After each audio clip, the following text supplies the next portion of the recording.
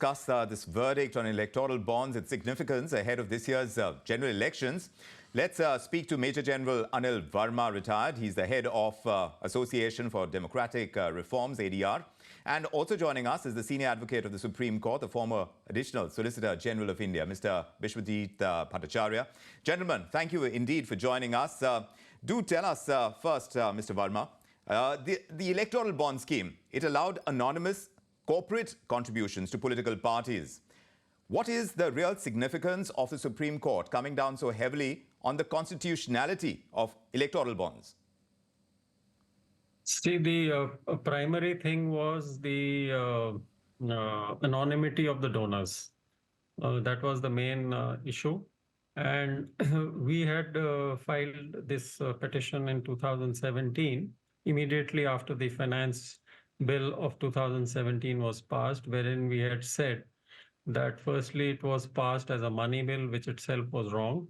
And secondly, it is anonymous donors, which is against Article 19A, wherein a common man, the citizen, the voter has a right to know as to where the political parties are getting their funds from. And if you recall, initially, the Election Commission of India, the Law Commission of India, the Reserve Bank of India, everybody had opposed this scheme.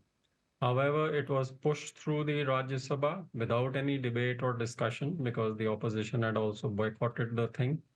And it was made operational in January 2018.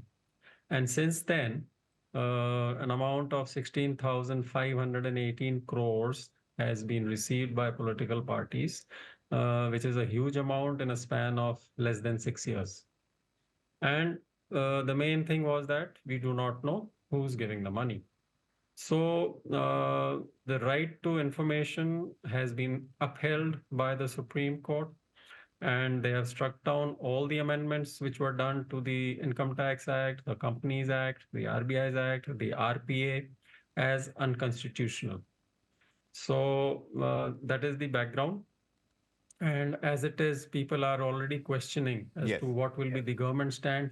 I haven't really been able to see the judgment till now. I've been busy with various calls and discussions. But the significant part of it, but the significant part of this, sir, is about the right to information. And you're talking about a fund that has already been raised, 16,518 crore rupees, like you're pointing out, is no mean amount. And where this has come from is about the right to information. Mr. Bhattacharya, do come in on this. The funding that political parties have received through electoral bonds have raised concerns about fairness and about transparency in political financing. What is your assessment of the court's verdict that says the anonymous corporate contributions to political parties are violative of the right to information, violative of Article 19(1)A of the Constitution that Mr. Verma is talking about? See, for the first time, the right of the voter, right to information of the voter has been comprehensively upheld by the Supreme Court. And may I just correct one statement made by Mr. Rajesh Singh while he was summing up the issue. He says that all the funds will have to be refunded. No, all the funds will not have to be refunded. As the other panelists stated on 13th March, in the website of the Election Commission, all the funds which have been bonds which have been purchased and which have been encashed, only they have to be put on the website, and all the unencashed bonds, the validity is 15 days. Those will have to be refunded to the purchaser. And now coming back to the overall scheme, this is a landmark judgment. I have read the full judgment.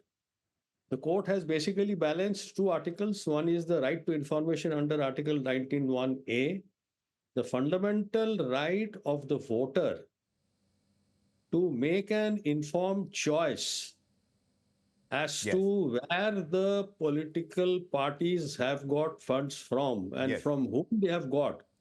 Now, that is the main crux and bone of contention of the issue.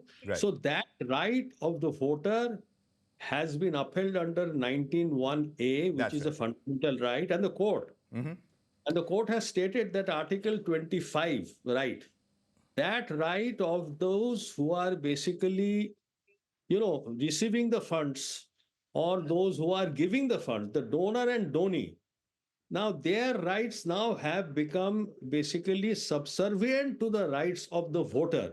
So donor and donee, for instance, they are in collusion. I mean, I won't use the word collusion. Both of them do not want their name to come in. So both of them were claiming right to privacy in law. This is in law.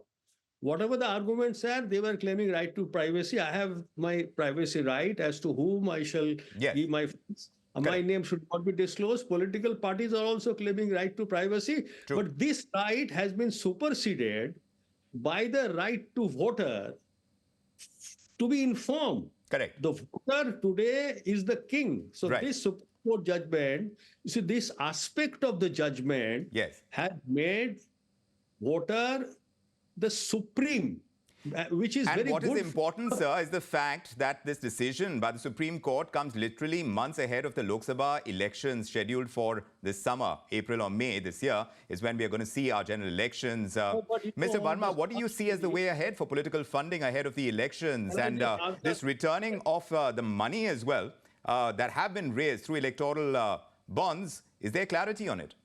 No. I have read the judgment, I told you. No, you have, sir. I'm taking that across to Mr. Verma. What Mr. Bhattacharya said is absolutely right. There is no refund of money going to take place except the latest sale which has taken place. And if those electoral bonds have not been encashed, that money is supposed to be refunded by the State Bank of India to the donor. So it is not that the 15,000 or 16,000, what I said, that is not going to be refunded to anybody, that the political parties must have already used it or they are permitted to use it.